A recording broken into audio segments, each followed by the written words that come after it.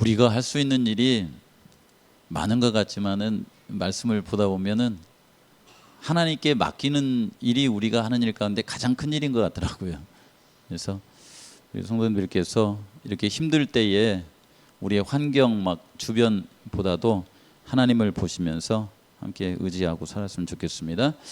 오늘은 이제 지난 여러 번 이제 교과를 하면서 이어가지 못한 이제 기초 성경 공부에 계시록 13장에 이제 두 번째 올라오는 짐승에 대한 말씀, 이제 그 부분 잠깐 정리하고 같이 이야기 나누고 마치겠습니다. 제가 첫 번째 짐승에 관한 말씀 가운데 13장 7절부터 있는 말씀을 제가 좀 읽어드릴게요. 성경책 보고 읽어드리겠습니다. 여기 없으니까요. 또 권세를 받아 성도들과 싸워 이기게 되고 각 족속과 백성과 방언과 나라를 다스리는 권세를 받으니, 이게 첫 번째 짐승이 이제 이런 권세를 받아서 성도들과 싸워서 이기는 이제 이런 일이 있고, 그 다음에 각 족속과 방언과 백성, 세천사 기별도 이제 이렇게 전해지죠. 마찬가지로 첫 번째 짐승도 이런 온 세계를 다스릴 수 있는 권세를 받았다, 이렇게 나옵니다. 8절에 보면 죽임을 당한 어린 양의 생명책에 창세 이후로 농명되지 못하고 이 땅에 사는 자들은 다 짐승에게 경배하리라. 예수님의 이름에 이렇게 생명책에 기록되지 못한 사람은, 이게 이제 이 말씀이 상당히 좀 힘들 수 있어요. 왜냐하면 우리는 재림교회 다니냐 천주교회 다니냐 이렇게 보기가 쉬운데, 여기서는 뭐라고 하냐면 어린 양의 생명책에 농명되지 않는 사람은 재림교회를 다니던 천주교회를 다니던 다 누구를 경배한다는 거예요? 다 이제 첫 번째 짐승을 경배한다, 이런 내용입니다. 그러니까 재림교회 다니는 사람은 제외하고 그런 말이 아니에요.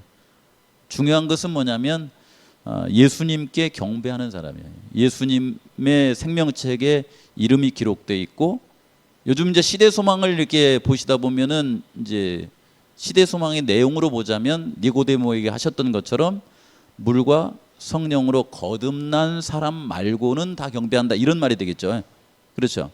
사마리아 여인에게 있어서는 진리와 성령으로 예배하지 않는 사람들은 다 거기를 경배한다, 이런 말이 되겠죠. 이렇게 좀 보시면은 훨씬 더 이렇게 성경에 가깝게 해석이 된다, 이렇게 봅니다. 누구든지 귀가 있거든 들을지어다, 이렇게 하시고, 사로잡는 자는 사로잡힐 것이요 칼로 죽이는 자는 자기도 마땅히 칼에 죽으리니, 이제 그런 권세가 짐승에게 부여된 그 권세는 예수님의 권세를 능가해요, 못해요? 그 능가하지 못합니다.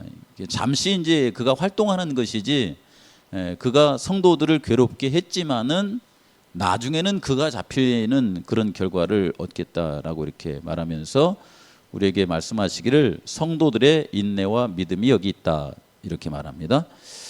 오늘은 어디냐면요, 13장 11절부터에 있는 말씀을 좀 이렇게 되는 대로 뭐 오늘 여기 마칠 겁니다. 이게 뭐 길게 할 것은 아니니까요. 그래서 우리가 13장 10절까지 지난번에 보셨고, 오늘은 이제 두 번째 짐승입니다. 여기 내가 봄에 또 다른 짐승이 어디서 올라왔어요? 땅에서 올라왔어요. 땅에서. 땅 그러면 생각나는 데가 있죠. 그렇죠. 계시록 12장에 우리 교회에 오신 분, 재림교회 다니시는 분들은요, 제가 보니까 계시록 12장부터 14장은 머릿속으로 이렇게 다 그리고 계시는 게 좋겠더라고요. 처음 만나시는 분들한테 제가 이제 장승희 그 성도한테 그 12장부터 14장을 꽤 오랜 기간에 걸쳐서 가르쳤었어요. 충분히 깨달을 수 있을 것 같았거든요. 근데 잘 안 되더라고요. 이게. 기도가 좀 많이 필요한 것 같아요. 이게 땅은 뭐냐면은 이제 예수님께서 이제 하늘에 가시고 그 여인이 이제 광야에서 양육을 받죠. 근데 이 사단이 용이 이제 광야에 있는 여인에게 이제 그 물을 강같이 토하면서 그 여인을 핍박하자 누가 돕냐면은 땅이 도와요. 땅이. 그렇죠. 계시록 12장 마지막 부분에 보면 이게 나오죠. 여기 12장 15절 16절에 여자의 뒤에서 뱀이 그 입으로 물을 강같이 토하여 여자를 물에 떠내려 가게 하되 땅이 여자를 도와. 그랬죠. 땅이 여자를 도와 그 입을 벌려 용의 입에서 토한 강물을 삼키니라고 그러겠어요. 땅에서 올라오니 어린 양같이 두 뿔이 있고 용처럼 말하더라라고 했습니다. 이게 이제 어린 양같이 두 뿔이 있고 용처럼 말하더라 하면 이렇게 머릿속에 뭐가 생각이 나요? 이렇게 딱 연상되는 거예요. 예를 들어서 첫 번째 짐승은 이제 복합 짐승이잖아요. 그래서 여기 보면 어떻게 나왔습니까? 머리는 사자 같고 그다음에 몸은 표범이고 내가 자세하게 틀릴까 봐 말을 못 하겠네. 발은 곰 같고 그렇죠. 요거 이렇게 이제 첫 번째 짐승 이렇게 읽으면서 이 부분을 보면 어디가 생각이 나요? 머릿속에. 예? 여기 첫 번째 짐승의 그 형상을 보면서 머릿속에 생각나는 성경이 있을 거 아니에요, 이게. 예? 그러니까 다니엘 어디요? 예, 다니엘 7장이 딱 생각이 나죠. 그래서 사자, 곰, 표범, 그다음에 무서운 짐승에 대한 생각이 딱 떠오르게 돼 있거든요. 근데 이 두 번째 올라온 짐승은 이게 두 뿔이 있는 새끼양 같은 이 짐승이 이렇게 딱 생각하면 어디가 생각이 나요? 이것도 생각이 나야 되잖아요. 양이잖아요, 양. 양, 염소. 이게 생각나는 데가 있어야 되잖아요. 어디에? 그 다니엘서 8장이 생각이 나셔야죠. 우리는 이제 이미 해석을 해놨기 때문에 미국이 생각이 나는 것인데 여기 말씀에서는 이제 양 그러면은 다니엘서 어디가 생각이 나지 하면 8장이 생각이 나야 맞아요. 이게 양이 나오고 그다음에 염소가 나오고 이런 장면이죠. 그래서 여기 여기 예언 해석을 쭉 보시면요, 다니엘서와 계시록은 뗄 수 없는 그런 관계를 갖고 있어요. 그래서 이것을 서로 연결해서 이렇게 생각을 해보면은 이 부분에 대한 그 성경 해석도 가만히 생각하면 그 성격이 일하는 게 거의 비슷하네라고 하는 그런 생각이 이렇게 머릿속에 들게 돼 있거든요. 그래서 그 부분을 먼저 한번 이렇게 생각을 해보는 것입니다. 양이 나오고 그 다음에 염소가 나오고 염소가 네 뿔이 나오고 그 다음에 뭐가 나와요? 그 뒤에 이제 한 방향에서 작은 뿔이 올라와 가지고 그 작은 뿔의 성격을 보니까 예수님을 닮은 것이 아니라 하나님을 대적하고 성전을 헐어버리고 진리를 땅에 던지고 성도들을 이렇게 괴롭게 하고 하는 그런 성격을 이렇게 내보이잖아요. 그래서 그거를 이렇게 머릿속에 이렇게 생각하시면서 좀 보시면 좋을 것 같아요. 그래서 계시록 13장의 두 번째 짐승이 이게 땅에서 이렇게 올라옵니다. 근데 이 다니엘서 8장에 나오는 첫 번째 짐승이 이제 바벨론에서부터 나오지 않고 두 뿔 가진 양으로 표현되잖아요. 그 나라가 무슨 나라예요? 메대와 페르시아를 상징하지 않습니까? 그래서 여기 보시면은 메대 페르시아에 관한 내용하고 거의 약간 유사한 그런 부분이 상상이 되는 거예요. 이렇게. 여러분 페르시아는 그 역사에 보시면은 어때요?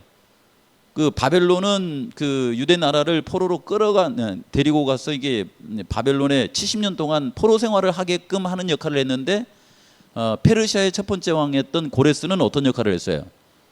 유대인들에게 좀 이로운 일을 했습니까?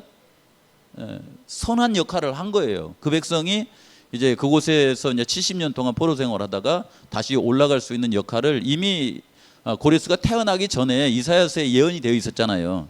그래서 이 고레스가 그 백성들을 너희들 다시 본국으로 돌아가서 너희들 나라를 다시 세우면서 거기에 성전을 회복해라 라고 하는 그 일을 했던 사람입니다. 그래서 페르시아는 유대 민족을 해방시켰는데 여기 땅에서 올라온 미국도 페르시아와 같은 역할을 해요, 안 해요? 이제 미국도 그런 역할을 하는데 뭐냐면은 그 유럽 지역에서 이제 그 종교 핍박을 받고 어려움을 당하자 이제 종교의 자유를 찾아서 떠난 청교도들이 어디로 가냐면 미국으로 이렇게 가게 되잖아요.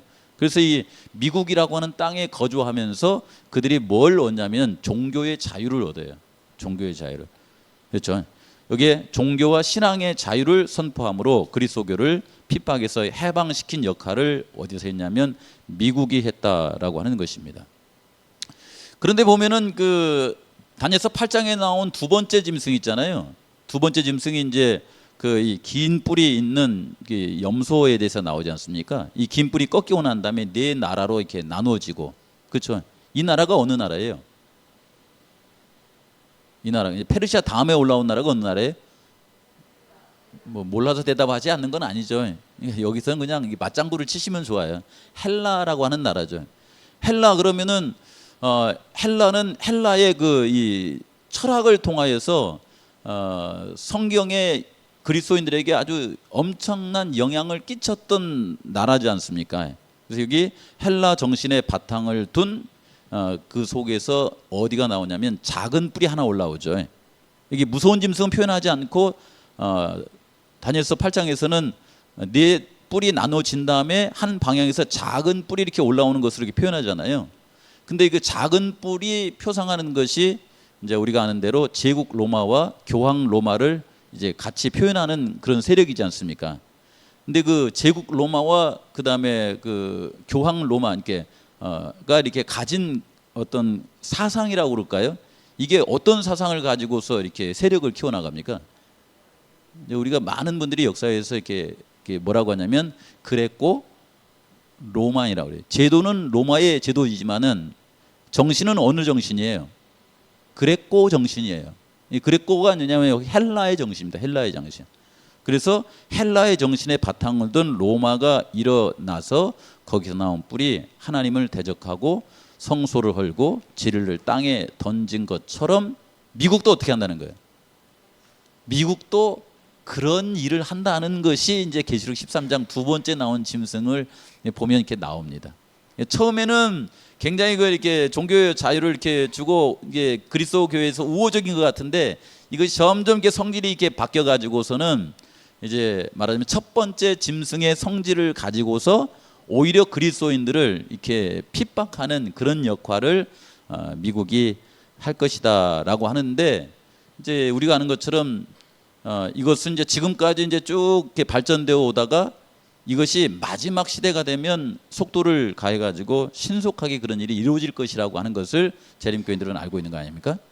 자, 이 짐승은 어떻게 변하면 누구를 위하여서 일하는가에 대해서 나오는데, 여러분 이 짐승의 성경에 보시면은 두 번째 짐승이 처음에는 교회를 기독교를 유익하게 하는 것처럼 보이는데 점점 성질이 바뀌는데, 여기 보시면 내가 봄에 또 다른 짐승이 땅에서 올라오니 어린 양같이 두 뿔이 있고 누구처럼 말해요? 용처럼 말해요. 이게 좀 기분이 쎄하지 않습니까? 이거 이런 거 있잖아요. 재림교회 왔는데 재림교회 와가지고 누구처럼 말해야 돼요? 아니지. 예수님처럼 말해야 되는데 누구처럼 말해? 사단처럼 말한다. 기분 좋아요, 안 좋아요? 아주 기분이 쎄한 거잖아요, 이렇게요. 그렇죠. 예. 근데 여기 두 번째 올라온 이 짐승이 어린 양 같이 생겼는데 여기 용처럼 말하더라. 12절에 보시면 같이 읽어볼까요? 시작. 그가 먼저 나온 짐승의 모든 권세를 그 앞에서 행하고, 그랬죠. 여기 잠깐요. 여기 보시고 여기에 여러분 먼저 나온 짐승은 누구에게 권세를 받습니까? 용이 그에게 권세를 줬다 이렇게 말하잖아요. 용이 권세를 줬는데 용은 신원이 누구예요 이게? 여기 이제 계시록 12장에 보시면은 옛뱀이고 그 다음에 마귀라고도 하고 사탄이라고도 하는 온천하를 꿰는 자죠. 그렇죠. 근데 이게 계시록 12장에 이 존재가 어디서 있다가 떨어진 거예요 이게요? 하늘에서 전쟁이 있었는데 하늘에서 미가엘 대신 예수님과 전쟁에 패하해가지고 이 땅에 내려온 거죠. 그렇죠. 근데 이 땅에 내려와가지고 사단은 자기의 주장을 이렇게 철회하지 않고 자기의 주장을 이 땅에 심어가지고 이 지구를 자기의 왕국을 만들려고 하는 것이 그의 목적이잖아요. 그렇죠. 근데 이제 이 사단이 이렇게 이제 일하는 뭐랍니까 대리인이라고 말해야 되나요? 하수인이라고 말해야 되나요? 이게 이제 뭐냐면 첫 번째 짐승이죠. 그래서 그에게 권세를 주어서 일하도록 하는데 효과적으로 이제 남은 백성들이 성도들이 미국으로 이렇게 다 도망가 버리니까 거기에 있는 용에게도 똑같은 그 권세를 주는 거예요. 생각을 똑같이 하는 거 이렇게. 뭐 그렇다고 해서 미국이 뭐 이렇게 깃발에 막 사단이 있습니까? 뭐가 이렇게 똑같을까요? 이렇게요. 여기 사고가 이렇게 똑같이 사고가 생각이 비슷하다라고 하는 것입니다. 이걸 이렇게 보시면서 보면 좋겠습니다. 먼저 나온 짐승의 모든 권세를 그 앞에서 행하고 땅과 땅에 사는 자들을 누구에게 경배하게 만들어요? 첫 번째 짐승에게, 처음 짐승에게 경배하기니 곧 죽게 되었던 상처가 나은 자니라. 가만히 보시면은 두 번째 짐승이 권세를 받아 가지고서 첫 번째 짐승에게 경배하게 만드는데 결국은 이게 누구한테 경배하게 만들겠어요? 이게 결국은 보이지 않는 사단에게 경배하게 하는 그 역할을 하는 것입니다. 그래서 이 계시록 13장에 이 말씀이 우리에게 이렇게 나온 것이죠. 이어가서 보시면 이 짐승은 어떤 일을 행하여 먼저 나온 짐승들을 도울 것인가? 그러면 뭔가 이제 사람들로 하여금 첫 번째 짐승에게 경배하게 하는 어떤 일을 해야 되잖아요. 근데 여기 13절 14절에 보시면 큰 이적을 행하되 심지어 사람들 앞에서 뭐가 내려오게 해요? 불이 하늘에서부터 땅에 내려오게 하고. 이게 우리 교회에 이런 일이 일어나면 어떻게 될까요? 저는 가끔 그런 상상도 해요. 이렇게 재림교회는 이런 이적이 많이 일어난 것 같아요? 안 일어난 것 같아요? 우리가 많은 분들이 아프신데 가서 막 이렇게 집사님으로 같이 기도하면은 딱 치료를 받고 그러면 굉장히 바쁘겠죠. 그렇죠. 나오셔가지고 우리 집사님 우리 기도 어디 갑시다, 방문 갑시다 해가지고 가서 기도하면 딱 치료가 되고 이게 놀라운 일이 벌어지고 그러면은 우리도 막 재미있고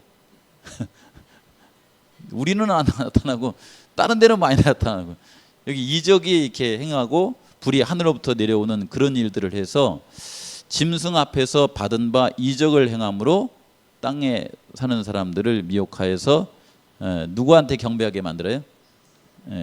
첫 번째 나온 그 짐승에게 경배하게 만들면서 칼에 상하였다가 살아난 짐승을 위하여서 뭘 만들려고 그래요? 우상을 만들라 이렇게 하는 걸 장면을 봅니다. 우상. 여기 첫 번째 나온 이 짐승을 위해서 우상을 만들려고 그랬는데 이 우상이라는 뜻이 뭐예요, 이게요?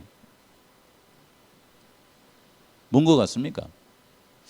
이것도 이제 이게 우리 성도님들이 생각할 때 지금까지는 타락한 개신교 이렇게 이제 이게 단답식으로 외웠거든요.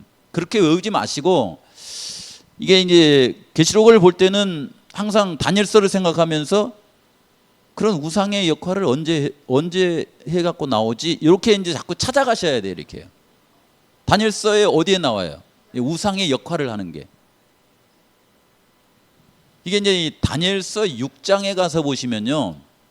6장에 가서 보시면은 이제 그때 당시 다니엘이 꽤 신임을 이렇게 받고 있었는데 그 대신들이 그 페르시아의 법을 이용해 가지고서는 하나님께 예배하지 않고 이게 이 자신들의 주장을 펼쳐가기 위해서 이렇게 앞으로 앞세운 존재가 있죠. 그게 누구예요? 이렇게 앞세워요. 이렇게. 그게 누구예요? 그게 다리오 왕이잖아요. 다리오 왕. 그렇죠? 그 대신들이 이게 왕한테 이렇게 얘기해 가지고 왕이시여 우리가 한 달 동안 이제 다른 신의 이름으로는 기도하지 않고 이제 이게 왕의 이름으로 기도할 수 있도록 한 달 동안의 말미를 주고 만약에 다른 신의 이름으로 기도하면은 이렇게 사자굴에게 던져서 이렇게 하는 그것을 어떻게 하냐면 법제화 시켜요. 그래서 이게 앞으로 내세운 존재는 누구냐면은 다리오라고 하는 왕이에요. 왕. 그렇죠. 또 이런 장면이 또 어디에 나오냐면은 그 에스더서에 보시면은 그 하만이 자기의 뜻을 이렇게 관철하기 위해서 누구를 설득합니까? 그 아하수에로 왕을 설득하잖아요. 그래서 아하수에로 하여금 법령을 이렇게 발표하도록 그가 이제 권세를 갖고 있기 때문에 이렇게 하고 실제로는 하만이 자기의 목적을 이렇게 이루려고 하는 그런 장면이 나와요. 그래서 여기에 보시면은 두 번째 짐승 여기서 첫 번째 짐승에게 경배하기 위해서 사용하는 방법이 뭐냐면 여기 짐승의 우상을 만드는 거예요. 이 우상이 뭔지를 가만히 생각해 보셔야 됩니다. 이게 뭐지 이게 그냥 타락한 개신교. 그러면은 지금 보시면은 이렇게 저도 이렇게 아까도 이렇게 만나고 이렇게 오지만은 재림교회하고 일반 개신교회하고 차이가 나야 안 나요. 제가 보니까요, 안식일 교회 다닌다는 거 하고요, 돼지고기 안 먹는다는 거하고 별 차이가 없어요. 이게 거기서 보지 말고 사단이 뭐 하려고 그러지, 이걸 이렇게 잘 이렇게 캐치를 하셔야 됩니다. 그래서 이 짐승이 하는 일은 뭐냐면, 두 번째 짐승이 하는 것은 첫 번째 짐승을 위하여서 뭘 만들어요? 우상을 만들어요. 그래서 이게 이 계시록 13장에 있는 말씀해 보시면은 끊임없이 사단은 모방을 잘합니다. 그래서 용은 성부 하나님을 모방한 것이고, 첫 번째 짐승은 성자 하나님을 모방한 것이고, 새끼양 같은 짐승은 성령 하나님을 이렇게 모방하게 하는데, 이 밑에는 좀 같이 읽어보시면 이해가 편할 것 같아요. 성령께서, 시작. 성령께서 세상에 임하셔서 제자들을 통하여 교회를 조직하셨다. 교회는 아버지 하나님과 예수님을 경배하고 순종하는 기관이다. 교회는 성령의 음성을 듣고 성령의 말하게 하심을 따라 말하는 기관이다. 이게 이것을 똑같이 카피하는 거예요. 카피. 그렇죠? 이게 하나님께서는 예수님을 이 땅에 보내주셔서 뭘 세웠어요? 교회를 세웠죠. 교회는 뭐냐면 하나님의 말씀을 순종하는 기관이고 하나님의 뜻을 전하는 기관이잖아요. 근데 요거하고 똑같이 사단이 이제 카피를 하는데, 땅에서 올라온 짐승은 뭘 모방해요? 하나님이 세우신 교회를 모방하는 거예요. 바벨론과 같은 정신을 가진 교회를 세우는 것입니다. 이 교회들을 통하여서 뭐 하라고 하냐면은, 우리 교회가 하나님께 예배하는 것처럼 용과 그리고 짐승에게 경배하라는 운동을 크게 이제 벌리는 거예요. 그런데 어떤 방법으로 하냐면 짐승의 우상을 세워서 하는 것입니다. 또 넘어가겠습니다. 이 짐승은 먼저 나온 짐승을 위하여 우상을 만들어서 그 우상을 어떻게 되도록 하며 사람들에게 무엇을 강요하며 그 말을 듣지 않으면 어떤 결과가 올까요? 라고 하는 것인데요, 천천히 한번 읽어보겠습니다. 여기에 13장 15절입니다. 그가 뭘 받았어요? 여기 그가 누구예요? 여기 그가, 여기 지금 이게 여기 뭡니까? 11절부터 해서 쭉 주어가 누구예요? 짐승, 무슨 짐승이에요? 첫 번째 짐승이요? 두 번째 짐승이요? 지금 두 번째 짐승에 대한 얘기를 하고 있는 거잖아요. 근데 두 번째 짐승은 이렇게 쭉 얘기 과정을 보니까 누구를 위해서 일하고 있어요? 첫 번째 짐승을 위해서 일하고 있어요. 여러분, 예수님도 이 땅에 오셔가지고 활동을 하시는데 누구를 위해서 일했습니까? 아버지 하나님을 위해서 일했잖아요. 아버지의 뜻대로 그분께서 사셨잖아요. 그런 것처럼 이게 두 번째 나온 이 짐승도 첫 번째 나온 이 짐승이 막 이렇게 있어 이렇게 움직이잖아요. 이렇게 이거 한번 보시기 바랍니다. 그가 권세를 받아 그 짐승의 우상에게 뭘 줘요? 여기 그 짐승이 뭘 만들어요? 우상. 그 짐승이 우상을 만드는데 그 짐승의 우상을 세운 목적은 뭡니까? 누구한테? 예? 그 짐승을 세워가지고 누구에게 경배하게 만들려고 하는 거예요? 첫 번째 짐승이에요? 두 번째 짐승이에요? 첫 번째 짐승에게 경배하게 하려고 짐승의 우상을 만들었죠. 근데 그 짐승의 우상에게 뭘 줘요? 생기, 힘을 주는 거예요. 힘을. 권세를 주는 것처럼 힘을 줍니다. 그 다음에 그 짐승으로 하여금 뭐 하게 만들어요? 여기 보면 말을 하게 만든다. 이게 말한다 이렇게 생각나는 데 있죠. 이게 이제 이게 다니엘서 7장에 보시면은 이게 작은 뿔이 올라오는데 그 작은 뿔이 말하는 힘이 있잖아요. 이렇게요. 그런 것처럼 그 짐승의 우상으로 하여금 말을 하게 한다라고 하는 거죠. 뭔가 이렇게 활동을 하죠. 또 짐승의 우상에게 경배하지 아니하는 자는 몇이든지 다 죽이게 하더라. 요걸 누가 해요? 이 일을 짐승의 우상이 합니까? 짐승이 합니까? 여기 짐승이, 그가 권세를 받아서 짐승의 우상을 계속 이렇게 키워가면서 거기에 경배하지 않는 사람들은 다 죽이게 하는 이 일을 한다는 거죠. 그러면 보통 이제 우리가 살아가시면서 이 교회는 어떤 사법적인 힘을 발휘할 수 있어요, 없어요? 교회는 사법적인 일을 발휘할 수가 없습니다. 그러면 여기 있는 게 말하자면 그가 그 짐승의 우상이 이렇게 나와 있는데 그가 그 짐승의 우상과 뭔가 이렇게 결탁을 하고 그다음에 이렇게 사람들을 이렇게 사법적 행사를 해가지고 죽이게 만든다고 하는 것은 어떤 그 연관이 있어야 돼 이렇게요. 말하자면 정치와 그다음에 종교가 서로 이렇게 이렇게 해야 되죠. 그렇죠. 마치 작은 뿔의 세력이 정치적 성격과 종교적 성격을 같이 가지고 있으면서 오랜 시간 동안 사람들을 다스린 것과 똑같은 현상입니다. 그렇죠.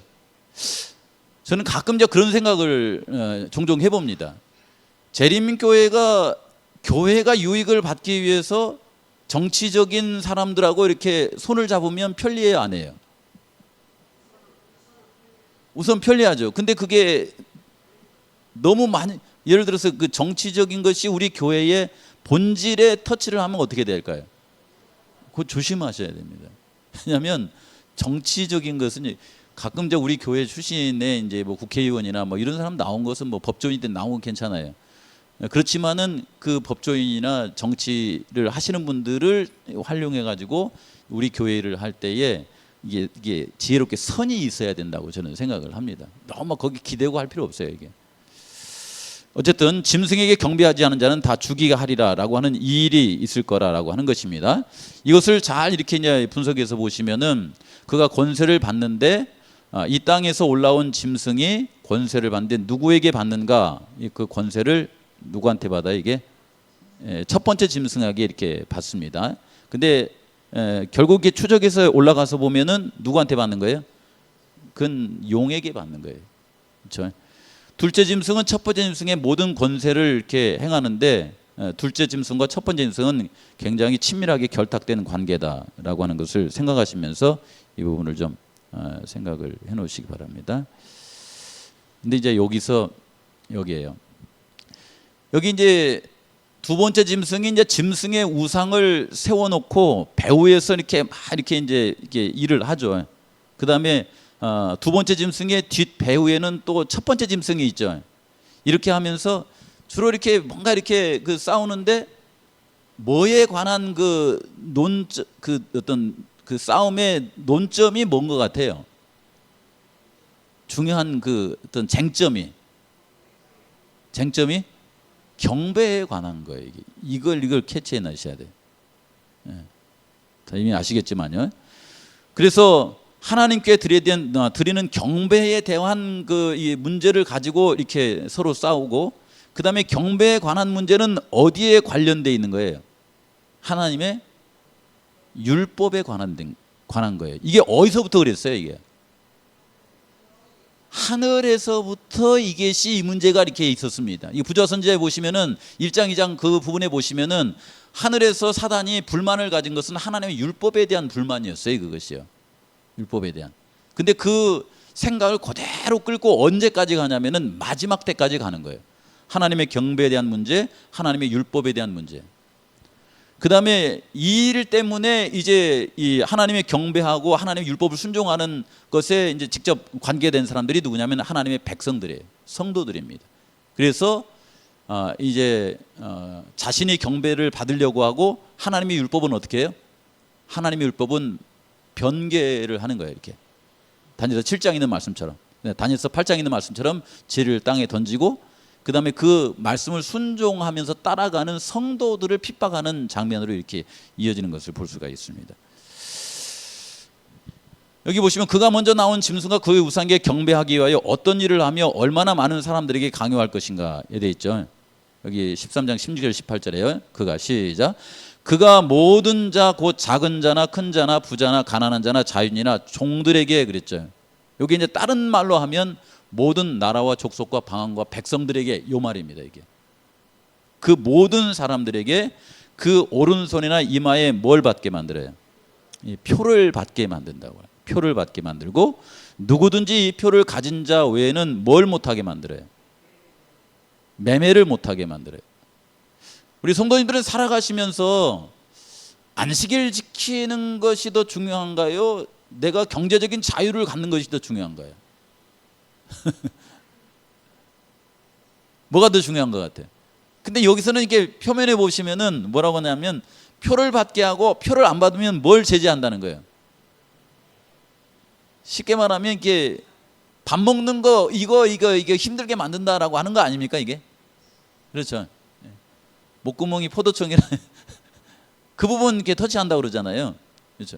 근데 사단이 여기 그 이제 말하자면 둘째 짐승이 이렇게 일하는 동안에 그의 속마음에는 표를 주고 매매를 못하게 하는 그 저변의 목적은 뭐예요?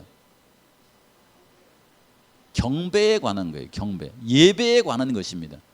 예배에 관한 것 때문에 이 방법을 쓰는 것이거든요. 그걸 좀 잘 캐치해 두시면 좋을 것 같습니다. 그래서 이 표는 짐승의 이름이나 그 이름의 수라 지혜가 여기 있으니 총명한 자는 그 짐승의 수를 세어보는데 그것은 사람의 수니 그 수가 뭐라 그래? 666이다. 그렇죠.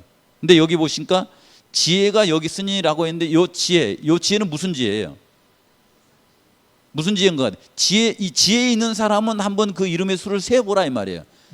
그러니까 그 이름을 수를 세어봤더니 여기는 문자적으로 이렇게 표현되는데 그걸 딱 읽고서 캐치해내는 거예요. 이게 여기 지혜는 세상의 지혜가 아닙니다. 이게 성경에 보시면은 그 하나님의 지혜는 뭐를 하나님의 지혜라고 그래요? 이게 하나님을 경외하는 것이 하나님의 지혜라고 이렇게 말합니다. 그렇죠. 그래서 하나님을 예배하면서 하나님을 경외하고 이렇게 이 말씀을 가만히 보고 이 흐름을 보면은 아 이게 무슨 뭐에 관한 문제라고 하는 것을 이렇게 캐치해낼 수 있다라고 하는 것입니다. 이게 그렇죠. 세상 사람들은 이걸 보면서 뭐라고 하냐면 경제에만 관심을 가져. 겉으로 이게 보이는 거니까. 근데 그 속알맹이는 뭐가 있냐면은 사단이 이 방법으로 인해 가지고 세상에 있는 모든 사람들의 예배를 받고 싶은 것이 그의 원래 목적이다라고 하는 것입니다. 그래서 여기에 있는 말씀 보시면은 첫째 이 표는 짐승을 경배하고 용을 경배하기 위하여서 이 표를 받게 하는 것이고요. 그 다음에 이 표는 경제권을 박탈하는 수단으로 사용하는 표인데 중요한 것은 뭐냐면 이 속에 누구에게 경배할 것이냐 이것이 중요하다라고 하는 것을 좀 생각해 보시기 바랍니다. 여기 이제 여기에 관한 것이 어느 책에 이제 이렇게 나와 있다고 자료가 나와 있더라고요. 제가 잠깐 말씀드리면 여기 짐승의 표가 666이라는 것이 이것이 경제권에 관련된 것이라고 하는 것을 설명하면서 여기 이 책에 보시면은 이렇게 나와 있어요. 만일 당신에게 질문하기를 교황청의 주요 산업이 무엇이냐고 묻는다면 무엇이라고 당신은 대답하겠느냐? 그랬더니 미국의 CIA에서 집필한 이 책에 의하면 바티칸의 주 사업은 뭐라고 했어요? 이게요? 경제적인 은행 금융 활동이라고 기록되어 있다 이렇게 나와요. 바티칸의 주 활동이 이제 겉으로는 이게 종교적인 세력으로 이렇게 나오잖아요. 근데 그 안에서 보니까 주 활동이 뭐냐면 이 은행 경제를 잡는 거예요. 은행 경제. 요즘 우리 실감하잖아요, 이렇게. 예. 우리 새로 대통령 되니까 국민들이 다 어때요? 주식이 막 좋은 가격을 하니까 다 주식 사는 정신없죠. 근데 이거 주식이 안전해요, 안 해요? 이게 우리가 생각하는 그런 게 아니에요, 이게. 이게 이런 과정을 거쳐 가지고 화폐가 뭔가에서 움직이는 거예요, 이게. 그래서 이게 이 세력을 갖고 있는 사람이 누구냐면 여기 이 세력이야. 첫 번째 짐승이라고 이렇게 말하지 않습니까? 예. 그래서 이 666이라고 하는 것은 이 경제적인 것에 관한 숫자다라고 이렇게 얘기를 해요. 이 숫자는 동시에 바다에서 올라온 짐승의 성질을 잘 드러내는데 그들이 세계의 경제권을 장악하고 자기를 경배하도록 하기 위하여 그것을 압력 수단으로 사용할 것을 나타낸다라고 이렇게 나옵니다. 그럼 이게 짐승의 표를 어떻게 이제 우리가 이제 확인할 수 있는가? 이건 제가 그냥 쭉 읽어보고 이렇게 지나가겠습니다. 관심 별로 안 이게 자극이 안 되죠. 저는 공부하면서 굉장히 자극을 받았어요. 왜냐하면 우리가 그만큼 무뎌져 버리니까 이게 자극이 안 되는 거예요. 깨어나지도 않아요. 근데 이게 한번 첫 번째부터 8번이니까 한번 읽어보세요. 여기 예언상 이 짐승은 뭘 뜻해요? 여기 나라예요, 나라. 짐승은 나라를 뜻한다고 우리가 이제 예언 해석을 통해서 볼 수 있죠. 그래서 짐승은 나라인데 짐승의 표는 뭐의 표예요? 짐승의 표니까 나라의 표라고 이렇게 해볼 수 있나요? 나라. 그다음에 두 번째는 이 나라는 경배받기를 원하는 나라예요. 우리나라가 이런 성격을 갖고 있어요? 없어요. 우리는 돈만 많이 벌면 돼요. 힘세고 북한한테 이렇게 심히 안 당하고 돈 많이 벌었고 대한민국 사람들 이렇게 잘 먹고 잘 살게 해주면 돼요. 경배에 관해서 이재명 대통령이 관심이 있어요, 없어요? 그거 없습니다. 예. 이 나라는 경배받기를 원하는 나라다. 세 번째, 이 나라는 하나님을 비방하는 나라예요. 근데 대놓고 비방은 이게 드러나잖아요, 이렇게요. 그래서 그의 생각으로 비방을 하는 나라예요. 이 나라 한번 찾아보시라고요. 그 다음에 네 번째는 이 나라는 누구를 핍박하는 나라예요? 묘하게 성도들을 핍박하는데 여기 성도들의 신원이 필요해요. 신원이. 왜냐하면 이 짐승도 이 짐승으로 표상된 이 나라도 신앙적인 종교적인 성격을 갖고 있어요, 없어요? 종교적인 성격을 갖고 있어요. 근데 자기와 같은 그 성격을 갖고 있는 사상을 갖고 있는 종교를 가진 사람들은 핍박해야 안 해요? 안 해요. 그래서 여기 성도는 누구냐면은 계시록 12장 17절에 있는 하나님의 계명과 하나님을 예배하는 사람들이에요. 하나님의 계명과 하나님을 예배하는 요 사람들이에요. 요 사람들을 핍박하는 나라다. 그렇죠? 다섯 번째는 뭐냐면 이 나라는 국가만 다스리는 것이 아니라 각 족속과 방언과 나라. 이게 쉽게 말하면 보통은 이제 뭐 이렇게 우리가 전쟁을 할 때 러시아가 이렇게 우크라이나하고 전쟁하고 이 정도 전쟁을 하잖아요. 근데 이 나라는 이 지구에 있는 모든 사람을 지배하고자 하는 욕심을 갖고 있어요. 모든 사람을. 뭐 심지어는 저기 미개한 그 족속까지 다 쌍그리 이런 성격을 가지고 있는 나라죠. 이 나라는 42개월 동안 전성기를 누리는 나라이다라고 하는 것입니다. 역사적으로 이렇게 우리가 잘 알고 있죠. 그다음 일곱 번째, 이 나라는 망하게 되었다가 회복됨으로 더 강해진 전적을 갖고 있어요. 그다음에 여덟 번째는 이 나라의 표는 그 나라를 경배하도록 하는 표예요. 이게 이 짐승의 표가 이렇게 종합해서 보면은 이 세력이 대충 어딘지 이게 머리가 잡히겠죠. 말은 하지 않아도 돼요. 나중에 성도님들께서 예수님 재림하시기 전에 이런 움직임에 신속하게 나아갈 때에 이런 말씀을 종합해 가지고 내가 어디에 서야 되는가 이것을 결정하고 이렇게 가시면 됩니다. 이렇게 성경이 제시한 위의 조건에 딱 들어맞는 나라는 어떤 나라인가? 어느 나라인가가 아니라 어떤 나라인가? 어떤 나라예요? 우리는 이제 이렇게 하잖아요. 우리는 그냥 교황청이다 이렇게 해버리잖아요. 이렇게 그게 아니라 아까 열거한 이런 순서대로 가시는 거예요. 하나님을 경배하는 거야. 자신이 경배받고 싶어하고 하나님이 율법을 대적하고 있죠. 이런 과정을 거쳐가는 거예요. 이렇게. 그래서 많은 이적을 행하면서 첫 번째 짐승에게 막 경배 이런 것을 이렇게 머릿속에 갖고 이렇게 사시기 바랍니다. 그래서 이 표는 뭐에 관한 표냐면 경배에 관한 표인데 성경에서 이렇게 찾아보니까 하나님을 경배하는 표가 있겠죠. 그럼 이제 요거에 보니까 이게 나온 거예요. 이게 안식일은 우리가 생각하면 굉장히 중요한 거 이게요. 계시록 22장에 보니까 안식일은 하나님을 예배하는 표라고 이렇게 나오잖아요. 그리고 여기 출애굽기 31장에 쭉 이렇게 보니까 안식일을 지키라. 이것은 너와 나 사이의 대대의 표징이라고 그러잖아요. 뭐가 표징이에요? 안식일. 안식일은 뭐에 관한 거예요? 날짜에 관한 거예요. 그러면 짐승의 표도 뭐에 관한 걸까요? 날짜에 관한 것일 것이다. 이렇게 나가는 거예요. 그래서 이제 우리가 생각할 때 짐승의 표는 일요일이다 이렇게 하는 것이 아니라 이런 흐름으로 보면은 하나님을 경배하는 것과 짐승을 경배하는 것 이렇게 같이 나간다는 이렇게 생각하시면 좋을 것 같습니다. 출애굽기도 보시면은 안식일을 기억하여 그 안식일이 언제냐면 일곱째 날 나 여호와가 안식일을 복되게 하여 그날을 거룩하게 한 요날을 기억하여 지키라라고 했는데 지금 이제 이 역사의 종말이 이제 거의 다 왔지만은 아직은 아니죠. 그런데 예수님의 재림이 가까워지면은 이런 분위기가 속도를 타 가지고 급속하게 진행이 될까요, 안 될까요? 급속하게 진행이 되는 그 시점에 가면 뭐라고 해요? 이제 성경에는 자다가 깰 때가 됐으니까 정신 차리라 이렇게 나가는 거예요. 그렇죠? 예수께서 재림하실 날이 심히 가까우는데 그때에 우리가 어디에 서 있었냐면은 반석 위에 진리의 말씀에 분명히 서 있어야 된다라고 하는 말씀을 우리에게 주고 있습니다.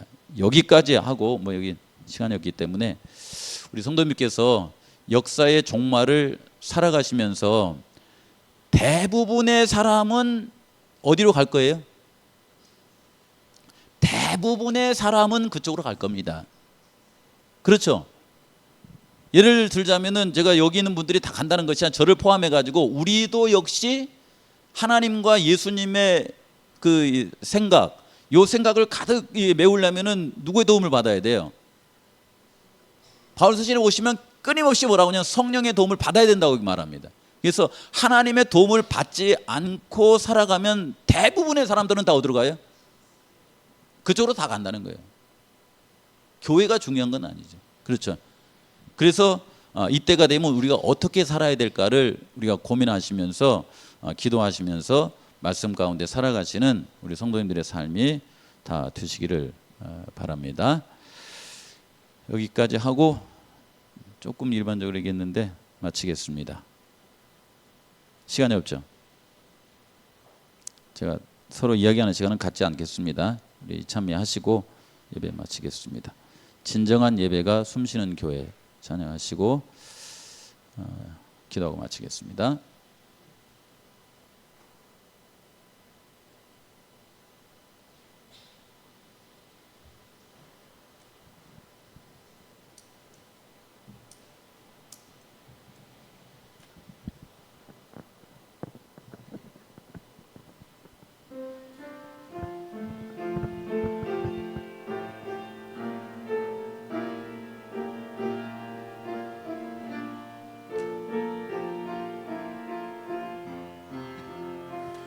진정한 예배가 숨쉬는 교회 주님이 주인 되시는 교회 믿음과 기도가 쌓이는 교회 최고의 찬양을 드리는 교회 말씀이 살아 움직이는 교회 성도의 사랑이 넘치는 교회 섬김과 헌신이 기쁨이 되어 열매 맺는 아름다운 교회 주님의 마음 닮아서 이웃을 사랑하는 교회 주님의 영광을 위해서 피 대신 주님 전하는 교회 사랑의 불꽃이 활짝 피어남 날마다 사랑에 빠지는 교회 주께서 사랑하는 우리 교회가 이런 교회 되게 하소서. 하나님 아버지, 저희들에게 지혜를 허락하여 주셔서 주님께서 재림하시기 심히 가까워진 이 시기를 살아가는 동안에 하나님의 품성을 갖고 하나님의 말씀에 따라서 순종하며 살아가기를 아주 예리하고 날카로운 진리 가운데 살아가는 백성처럼 살 수 있도록 하여 주시옵소서. 그저 타협하고 그저 좋은 것이 좋다라고 여기는 것이 아니라 말씀이면 그 길을 걸어가게 도와주시옵시고 말씀이 아니면 쳐다보지 않는 주님의 백성으로 살아가는 저희들 될 수 있도록 인도하옵시기를 간절히 구합니다. 하나님, 날씨가 많이 무덥습니다. 우리 모든 성도님들 건강함 가운데 지켜주시옵시고 이 여름을 오히려 하나님의 능력과 힘으로 잘 이겨내고 살아가는 우리 모든 성도님들 다 될 수 있도록 축복하시옵기를 우리를 구원하신 예수의 이름으로 기도합니다.